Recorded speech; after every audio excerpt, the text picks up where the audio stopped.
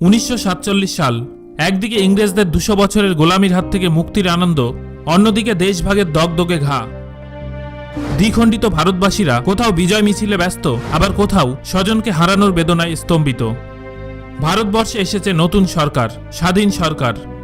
রাজনীতি তথা ভারতবর্ষের অর্থনৈতিক পরিকাঠামোকে নতুন করে সাজিয়ে তুলতে উদ্যোগী তারা। প্রায় সর্বত্রই তখন পরিবর্তনের জোয়ার, অর্থাৎ ভারতের সার্বিক পরিস্থিতি তখন মোটেই স্থিতিশীল নয়। 72 বছর আগেকার ভারতবর্ষের এই সমস্ত কাহিনী কমবেশি আমরা সকলেই জানি, কিন্তু ভাবতে অবাক লাগে তখনকার ভারতবর্ষের অবস্থা এবং জিনিসপত্রের দামের সঙ্গে বর্তমান ভারতবর্ষের পার্থক্য কতটা বিশাল, যা এখনো অনেকেরই অজানা। আজকের এই ভিডিওতে আমরা এই ব্যাপারটি উপস্থাপনা করতে চলেছি। চলুন জেনে নেই কেমন ছিল 1947-এর ভারতবর্ষ।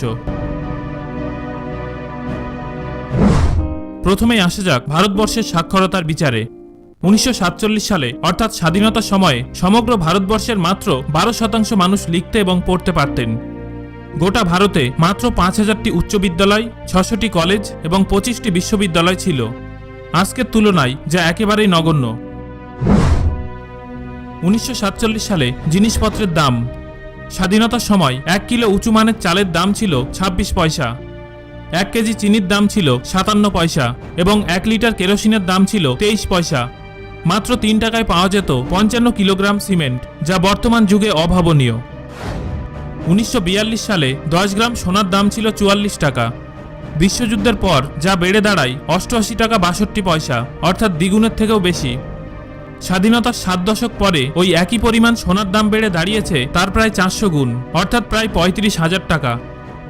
সে যুগে মানুষের আয়ের পরিমাণ এতটাই কম ছিল যে তাদের জীবনযাত্রার মানও ছিল অত্যন্ত নিম্ন।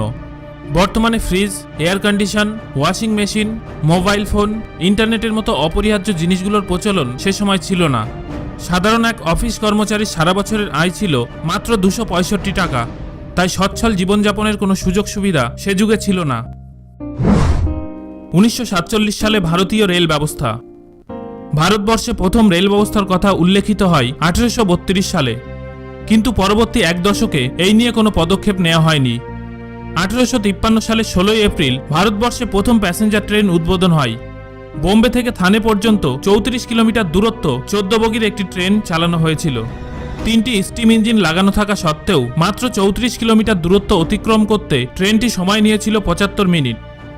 এরপর থেকে যদিও ধীরে ধীরে অবস্থার উন্নতি হতে থাকে।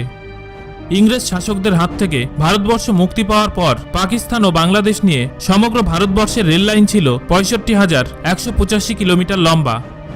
সমগ্র রেল ব্যবস্থা তখন দেশীয় রাজা এবং প্রাইভেট কোম্পানির অধিকৃত ছিল, কিন্তু দেশ স্বাধীন হওয়ার কয়েকদিনের মধ্যেই ভারত সরকার সমগ্র রেল ব্যবস্থার দায়িত্ব নিজের নিয়ন্ত্রণে নিয়ে নেয়।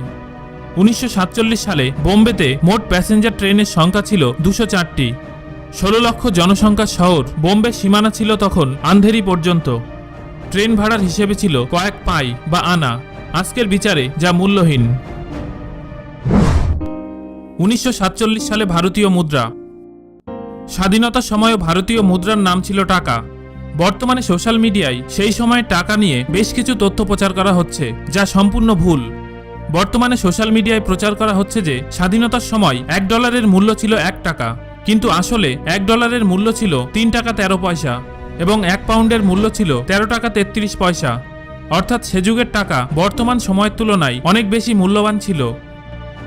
1947 সালে দেশভাগের পর পাকিস্তান মুদ্রা সংক্রান্ত সমস্যার মুখোমুখি হয়, কারণ সে সময় সমস্ত মুদ্রাই ভারতবর্ষে ছাপা হতো এবং মুদ্রা ছাপার 6টি প্রিন্টিং মেশিনই ছিল ভারতবর্ষের। তাই বাধ্য হয়ে পাকিস্তান ভারতীয় মুদ্রায় পাকিস্তান সরকারের নাম চেপে তা ব্যবহার করতে শুরু করে। যদিও কিছুদিনের মধ্যেই তারা নিজস্ব প্রিন্টিং মেশিনের ব্যবস্থা করে এই সমস্যার নিষ্পত্তি করেছিল। 1947 সালে ভারতীয় মোটর গাড়ি।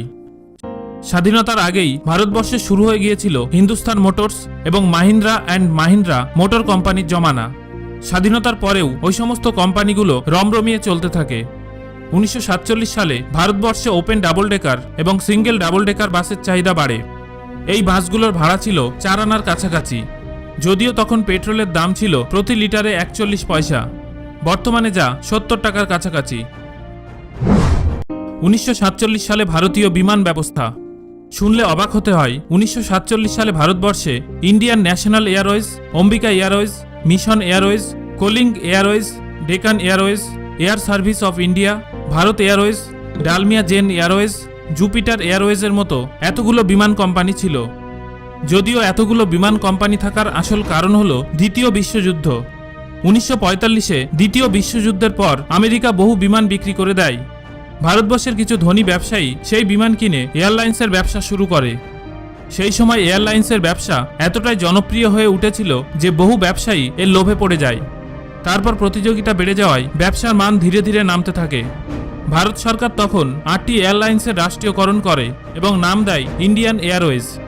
টাটা এয়ারলাইন্সের নাম আগে থেকেই রাখা হয় এয়ার ইন্ডিয়া। স্বাধীনতার সময় দেশের মোট বিমানবন্দরের সংখ্যা ছিল 15টি। সেই সময় বোম্বে থেকে দিল্লির বিমান ভাড়া ছিল 140 টাকা। বর্তমানে একই দূরত্বের একটি টিকিটের দাম প্রায় 6000 টাকা। 1947 সালে ভারতীয় সিনেমা। স্বাধীনতার বছরেই অর্থাৎ 1947 সালে ভারতীয় প্রডিউসাররা মোট 283টি সিনেমা নির্মাণ করে। প্রতিটা সিনেমা নির্মাণের জন্য খরচ হয়েছিল প্রায় 1.5 লক্ষ টাকা। দেশভাগের পর ভারতবর্ষে মোট সিনেমা হলের সংখ্যা ছিল 1384টি এবং পাকিস্তানে 117টি। সাধারণ দর্শকদের জন্য সিনেমার টিকিটের মূল্য ছিল মাত্র 4 আনা অর্থাৎ 25 পয়সা। আজকের দিনের সাথে তুলনা করলে যার কোনো মূল্যই নেই। স্বাধীনতার পর 70 বছর কেটে গেছে। তার সাথে সাথে ভারতীয় রাজনীতি তথা অর্থনীতিতেও এসেছে আমূল পরিবর্তন। ভারতীয় সংবিধানে সংযোজিত হয়েছে বহু আইন। ইতিহাসের পাতা ঘেঁটে পাওয়া এসব দুর্মূল্য তথ্যের মাধ্যমে আমরা ফিরে যেতে পেরেছিলাম 70 বছর আগে আমাদেরই দেশে। পুনরায় বর্তমানে ফিরে এসে মনে হয় সে যুগের মানুষের জীবনযাপন কতটা সাধারণ ছিল যা আজকের দিনে অভাবনীয়। মাত্র 70 বছরে যে পরিবর্তন ঘটে গেছে আমাদের দেশে তার সম্পর্কে কিছু তথ্য আমরা উপস্থাপন করলাম আপনাদের কাছে। সো বন্ধুরা, এবার আমাকে কমেন্ট করে জানান আজকের এই জার্নি আপনার কেমন লাগলো এবং 1947-এর ভারতের কোন বিষয়টি আপনার সবচেয়ে বেশি অবাক করেছে। ভিডিওটি তথ্যবহুল মনে হলে বন্ধুদের সাথে শেয়ার করুন আর একটা লাইক করুন। শেষ পর্যন্ত আমাদের সঙ্গে থাকার জন্য অসংখ্য ধন্যবাদ।